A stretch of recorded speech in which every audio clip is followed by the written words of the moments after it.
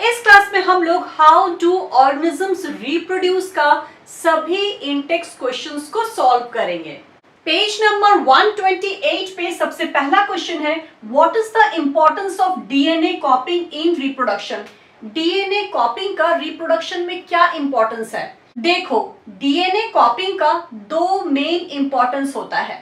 पहला, इसकी वजह से ऑफस्प्रिंग में दैट इज बच्चे में पैरेंटल कैरेक्टर का ट्रांसमिशन होता है। मतलब बच्चा अपने पेरेंट जैसा ही होता है, क्योंकि बच्चे के अंदर पेरेंट जैसा सिमिलर डीएनए पाया जाता है। ड्यूरिंग रिप्रोडक्शन पेरेंट सेल के अंदर डीएनए का कॉपी होता है और ये कॉपी डीएनए ऑफस्प्रिंग में जाता है, बच्चे में जाता है। चूंकि बच्चे का डीएनए और पेरेंट का डीएनए सिमिलर होता है, इसीलिए बच्चा भी पेरेंट के जैसा होता है। और ये क्यों पॉसिबल हो पाया?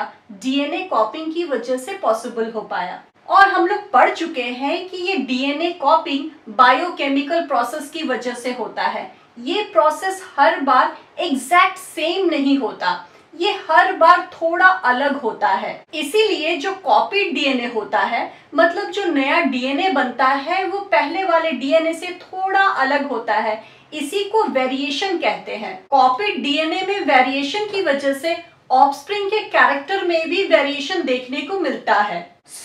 डीएनए कॉपी अगर ट्रांसमिशन ऑफ कैरेक्टर के लिए रिस्पॉन्सिबल है, तो डीएनए कॉपी वेरिएशंस के लिए भी रिस्पॉन्सिबल है। और ये वेरिएशन यूजफुल होता है स्पीशीज के लॉन्ग टाइम सर्वाइवल के लिए। डीएनए कॉपिंग का दो मेन इंपॉर्टेंस है। पहला, ट्रांसमिशन ऑफ पैरेंटल कैरेक्टर, और दूसरा variation which is useful for the survival of species. Now the second question of page number 128. Why is variation beneficial to the species but not necessarily for the individual?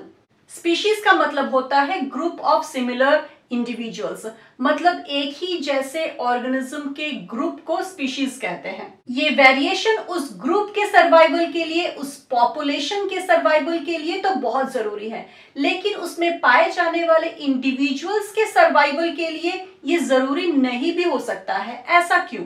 इसका answer है, variations are useful for the survival of species in changed environment.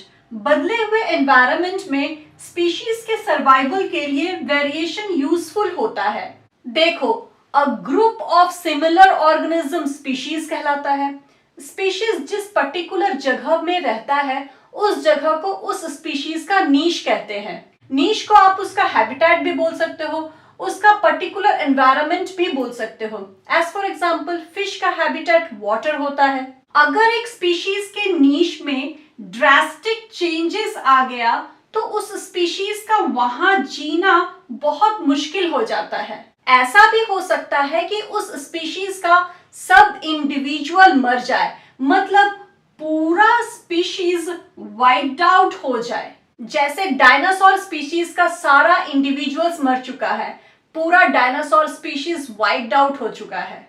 लेकिन अगर उस species के कुछ individuals में variation पाया जाए, तो वो इंडिविजुअल्स जिंदा रह जाएगा और अपने पॉपुलेशन को फिर से इंक्रीज कर लेगा और अपने स्पीशीज को एक्सटिंक्ट होने से बचा लेगा।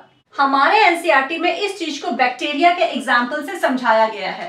मान लो बैक्टीरिया का एक स्पीशीज नॉर्मल वाटर टेम्परेचर में रह रहा है, अचानक से वाटर टेम्परेचर बहुत ज्यादा हाई हो जाता है, तो क्या होगा? वो सारा का सारा स्पीशीज वाइप्ड आउट हो जाएगा, सारा बैक्टीरिया मर जाएगा। लेकिन अगर कुछ बैक्टीरिया के अंदर वेरिएशन हो गया, तो वो बैक्टीरिया हाई टेम्परेचर को भी टॉलरेट करके जिंदा रह जाएगा और अपने स्पीशीज को एक्सटिंक्ट होने से बचा लेगा। तो इसके एग्जाम्पल में आप लिख सकते हो, thermophilic bacteria can survive in high temperature while others will die. Variation species को जिंदा रखने के लिए बहुत जरूरी होता है, लेकिन ये इंडिविजुअल के सर्वाइवल के लिए जरूरी नहीं भी हो सकता है, क्योंकि सारा वेरिएशन यूजफुल नहीं होता है। फॉर एग्जाम्पल, अभी जिस बैक्टीरियल स्पीशीज का बात कर रहे थे, उस स्पीशीज में मान लो कि किसी इंडिविजुअल्स में ऐसा वेरिएशन हो गया जिसकी वजह से वो बैक्टीरिया लो वाटर टेम्परेचर में सरवाइव कर सकता है। तो क्या हुआ, टेम्परेचर हाई होने का भी जरूरत नहीं है, नॉर्मल वाटर टेम्परेचर में भी वो बैक्टीरिया मर जाएगा। ये जरूरी नहीं कि वेरिएशन हमेशा यूजफुल ही हो। दूसरा पॉइंट ये है कि वेरिएंट के लाइफ टाइम में हो सकता है एनवायरमेंटल कंडीशन चेंज ही ना हो, तो वेरिएशन होने का फायदा उस वेरिएंट को, उस इंडिविजुअल को मिलेगा ही नहीं। आंसर क्लियर है? वेरिएशन स्पीशीज के सर्वाइवल के लिए तो बहुत जरूरी है, लेकिन इंडिविजुअल के सर्वाइवल के लिए जरूरी नहीं भी हो सकता है। Now page number 133, question number 1, how does binary fission differ from multiple fission? Binary fission and multiple fission में डिफरेंस बताने को बोल रहा है। फिजन ऐसा एसेक्सुअल रिप्रोडक्शन है जिसमें यूनिसेलुलर ऑर्गेनिज्म स्प्लिट होकर के, डिवाइड होकर के रिप्रोड्यूस करता है। फिजन दो तरह का होता है, binary fission and multiple fission. By का मतलब होता है दो, मल्टीपल का मतलब होता है बहुत सारा। जब पेरेंट सेल दो डॉटर सेल में डिवाइड हो जाए तो उसको हम बाइनरी फिजन कहते हैं, और जब पेरेंट सेल बहुत सारे डॉटर सेल में डिवाइड हो जाए तो उसको हम मल्टीपल फिजन कहते हैं। बाइनरी फिजन में पेरेंट सेल का न्यूक्लियस सिर्फ एक बार डिवाइड होता है, लेकिन मल्टीपल फिजन में पेरेंट सेल का न्यूक्लियस रिपीटेडली बहुत बार डिवाइड होता है। बाइनरी फिजन में हर एक न्यूक्लियर डिवीजन के बाद साइटोप्लाज्म डिवाइड करता है, लेकिन मल्टीपल फिजन में ऐसा नहीं होता है। देखो, ये है अमीबा, अमीबा के अंदर ये है उसका न्यूक्लियस और ये है साइटोप्लाज्म। जब डिवीजन होगा तो सबसे पहले ये न्यूक्लियस डिवाइड करेगा और उसके बाद जाकर के ये उसका साइटोप्लाज्म डिवाइड करेगा, और इस तरह से दो अमीबा बन जाएगा। बाइनरी फिजन में एक पेरेंट सेल दो डॉटर सेल में बदलता है, न्यूक्लियस सिर्फ एक ही बार डिवाइड करता है, और हर एक न्यूक्लियर डिवीजन के बाद साइटोप्लाज्म डिवाइड करता है।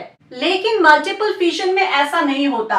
मान लो कि ये है प्लाज्मोडियम, ये है प्लाज्मोडियम का न्यूक्लियस, तो सबसे पहले ये न्यूक्लियस जो है वो रिपीटेडली बहुत बार डिवाइड कर जाएगा। ये इस तरह से बहुत बार डिवाइड करेगा, और जब न्यूक्लियस बहुत बार डिवाइड हो जाएगा तब इसके ऊपर साइटोप्लाज्म भी डिवाइड करेगा, और इस तरह से बहुत सारा प्लाज्मोडियम बन जाएगा। दैट मीन्स एक प्लाज्मोडियम बहुत सारा प्लाज्मोडियम में डिवाइड हो जाएगा। Binary fission and multiple fission में एक डिफरेंस ये भी है कि बाइनरी फिजन फेवरेबल कंडीशन में हमेशा होता है, लेकिन मल्टीपल फिजन फेवरेबल कंडीशन में भी हो सकता है, अनफेवरेबल कंडीशन में भी हो सकता है। बाइनरी फिजन पाया जाता है एमीबा में, लिस्मेनिया में, पैरामीशियम में, एंड मल्टीपल फिजन पाया जाता है प्लाज्मोडियम में। मैंने यहाँ पे 5 डिफरेंसेस बताए हैं, आप लोग नंबर के अकॉर्डिंग आंसर लिखना। Now second question of page number 133, how will an organisms be benefited if it reproduce through spores? अगर कोई ऑर्गेनिज्म स्पोर के थ्रू रिप्रोड्यूस करता है तो उसको क्या फायदा होता है? Many algae and fungi reproduce asexually with the help of spores. हमारे एनसीईआरटी में स्पोर फॉर्मेशन को राइजोपस के एग्जांपल से समझाया गया है। राइजोपस को ब्रेड मोल्ड भी कहते हैं। ये एक तरह का फंगस होता है। हम लोग पढ़ चुके हैं जब ब्रेड सड़ता है तो उसमें एक तरह का fungus Rhizopus bread mould grow कर जाता है। ब्रेड मोल्ड से एक लंबा स्ट्रक्चर निकलता है। इस लंबे स्ट्रक्चर को स्पोरेंजियोफोर कहते हैं। स्पोरेंजियोफोर के एंड में एक गोल स्ट्रक्चर बनता है, डेवलप होता है, जिसको स्पोरेंजिया कहते हैं।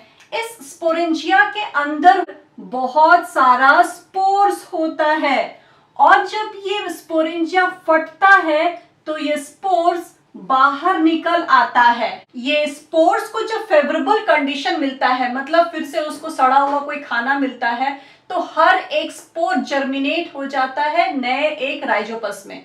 ये स्पोर्स कवर्ड रहता है थिक वॉल से।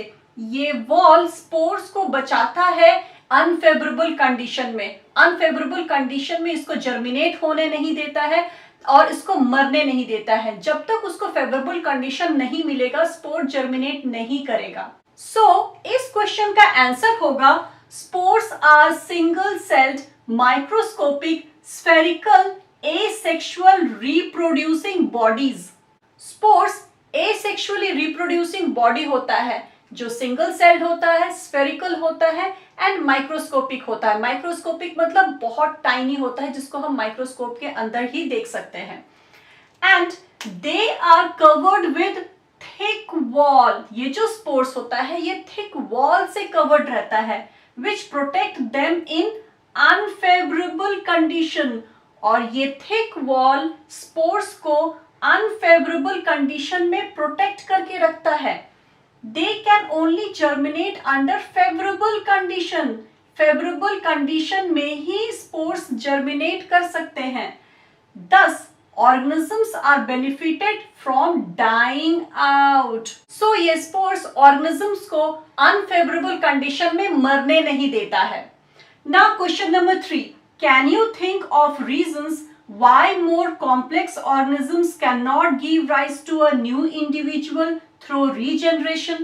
क्वेश्चन बोल रहा है ऐसा क्या रीजंस है जिसकी वजह से more complex organism that is higher complex organism regeneration के थ्रू न्यू इंडिविजुअल्स पैदा नहीं कर सकता है।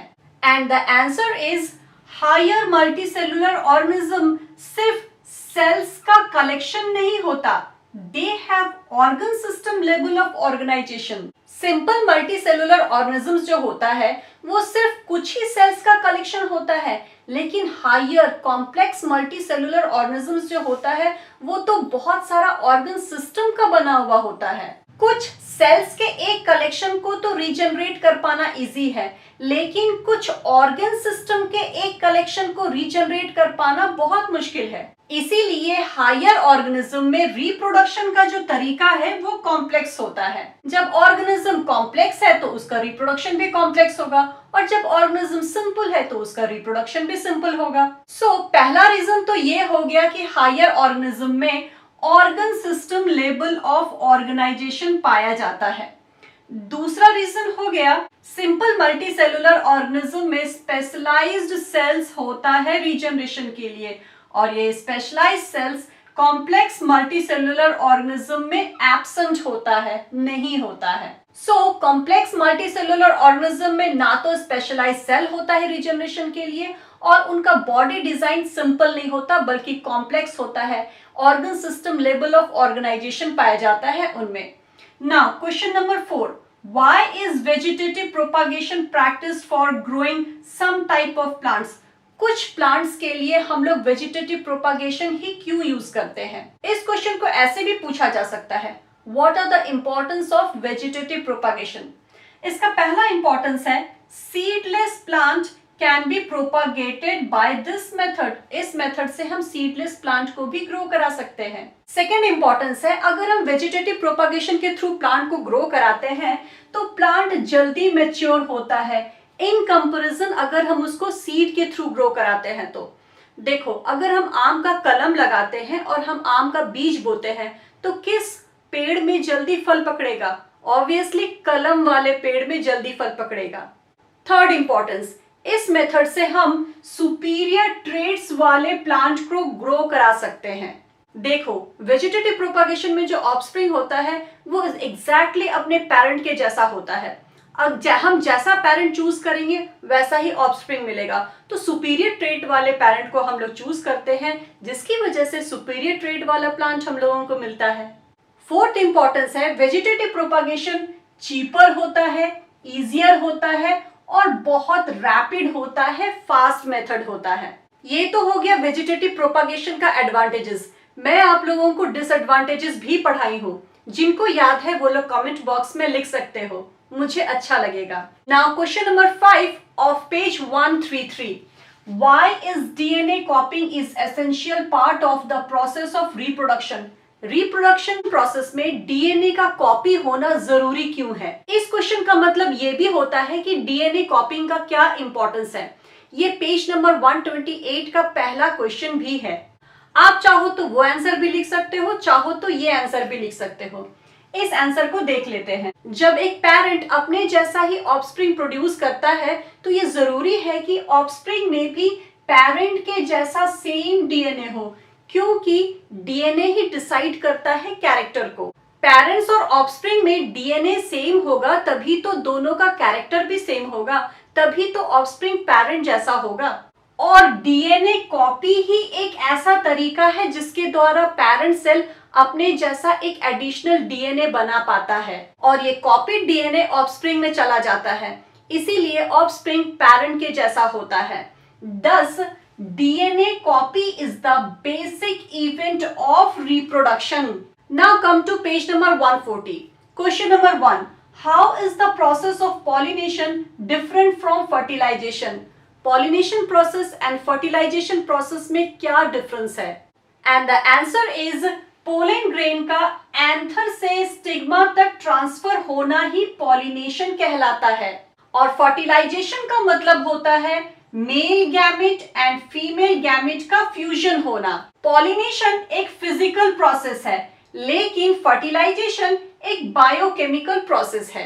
पॉलिनेशन में सिर्फ मेल गैमेट इन्वॉल्व होता है, एक्चुअली पोलन ग्रेन इन्वॉल्व होता है, पोलन ग्रेन के अंदर मेल गैमेट होता है। वही फर्टिलाइजेशन में दोनों male and female gamete involve होता है। ये pollen grain, anther, stigma, pollination, fertilization, ये सब हम लोग sexual reproduction in flowering plant में बहुत अच्छे से पढ़ चुके हैं। Now second question of page number 140. What is the role of seminal vesicles and the prostate gland? Male reproductive system में वैसे तो 3 ग्लैंड होता है, लेकिन हमारे एनसीईआरटी में 2 ही ग्लैंड के बारे में दिया हुआ है, seminal vesicles and prostate gland. Question पूछ रहा है सेमिनल वेसिकल्स का एंड प्रोस्टेट ग्लैंड का क्या रोल होता है, and the answer is seminal vesicle and prostate gland का जो सिक्रीशन होता है वो स्पर्म्स को न्यूट्रिशन प्रोवाइड करता है और फ्लूइड मीडियम प्रोवाइड करता है for the transport of sperm. Third question, what are the changes seen in girls at the time of puberty? Puberty के समय गर्ल्स में क्या क्या चेंजेस देखने को मिलता है, गर्ल्स के बॉडी में क्या क्या चेंजेस होता है, and the answer is some changes are development of breast due to development of mammary gland. Mammary gland develop होता है, इसीलिए गर्ल्स का ब्रेस्ट भी डेवलप हो जाता है। Second, darkening of nipples. Third, high pitch voice. Fourth, widening of pelvic and hip, पेट के नीचे वाला जो हिस्सा होता है वो चौड़ा हो जाता है। Fifth, menstruation and ovulation also start. Puberty से गर्ल्स के ओवरी में एग मैच्योर होने लगता है, जिसको ओव्यूलेशन कहते हैं, और हर महीने मेंस्ट्रुएशन होता है। Question number 4, how does the embryo get nourishment inside the mother's body? Mother's के बॉडी में एम्ब्रियो को नरिशमेंट कैसे मिलता है? क्वेश्चन बहुत इंपॉर्टेंट है क्योंकि ये क्वेश्चन 2015 के बोर्ड में आया है, and the answer is the growing embryo receive nutrition from the mother's body. यहाँ पे बॉडी छूट गया है, यहाँ पे बॉडी होगा, okay, from the mother's body through a special tissue called placenta. Placenta एक डिस्क लाइक स्ट्रक्चर होता है जो एम्ब्रियो और यूटेरिन वॉल के बीच में कनेक्शन का काम करता है। प्लासेंटा के एम्ब्रियो साइड में बहुत सारा विली होता है और मदर साइड में ब्लड स्पेस होता है। इसकी वजह से न्यूट्रिएंट्स और वेस्ट प्रोडक्ट के एक्सचेंज के लिए सरफेस एरिया बढ़ जाता है। डायग्राम में देखोगे तो बहुत अच्छे से समझ में आएगा। ये जो मैंने लिखा है ये तो लिख ही देना, साथ ही साथ इस तरह का डायग्राम भी बना देना, फुल मार्क्स मिलेगा। ये देखो, ये जो डिस्क शेपेड स्ट्रक्चर है ये है प्लासेंटा, और प्लासेंटा में ये आउटग्रोथ है, ये है विलाई एम्ब्रियोनिक साइड में, और यहाँ पे होता है ब्लड स्पेस मदर साइड में। प्लासेंटा से कॉर्ड लाइक स्ट्रक्चर निकला है जिसको अम्बिलिकल कॉर्ड कहते हैं, और ये है डेवलपिंग एम्ब्रियो। मम्मी जो खाती पीती है, जो ऑक्सीजन लेती है, ये न्यूट्रिशन मदर्स ब्लड से प्लासेंटा के अंदर डिफ्यूज हो जाता है और प्लासेंटा से एम्ब्रियो में चला जाता है। और एम्ब्रियो के अंदर जो वेस्ट प्रोडक्ट बना, जो कार्बन डाइऑक्साइड बना, ये प्लासेंटा में आ जाता है और प्लासेंटा से फिर मदर्स ब्लड में डिफ्यूज आउट हो जाता है और मदर्स के ब्लड से ये बाहर निकल जाता है जब मदर एक्सक्रीशन करती है। इस तरह से मदर्स के बॉडी में, मदर्स के वूम में एम्ब्रियो डेवलप करता है। Now the last in text question, if a woman is using copper tea, will it help in protecting her from sexually transmitted disease? अगर एक वुमन कॉपर टी यूज कर रही है तो क्या ये उसको सेक्सुअली ट्रांसमिटेड डिजीज से बचाएगा? And the answer is no. Copper T सिर्फ प्रेगनेंसी से बचाता है, ये वुमन को सेक्सुअली ट्रांसमिटेड डिजीज से नहीं बचा पाता, क्योंकि sexually transmitted disease sexual intercourse के दौरान बॉडी फ्लूइड के मिक्सिंग की वजह से होता है और कॉपर टी बॉडी फ्लूइड को मिलने से नहीं रोकता, सिर्फ और सिर्फ कॉन्डम ही बॉडी फ्लूइड को मिलने से रोकता है। इस क्वेश्चन आंसर के साथ हाउ डू ऑर्गेनिजम्स रिप्रोड्यूस का इन-टेक्स्ट क्वेश्चन आंसर कंप्लीट होता है। इस क्लास में इतना ही। नेक्स्ट क्लास में हम लोग इस चैप्टर के फुल एक्सरसाइज को कंप्लीट करेंगे। मिलते हैं नेक्स्ट क्लास में।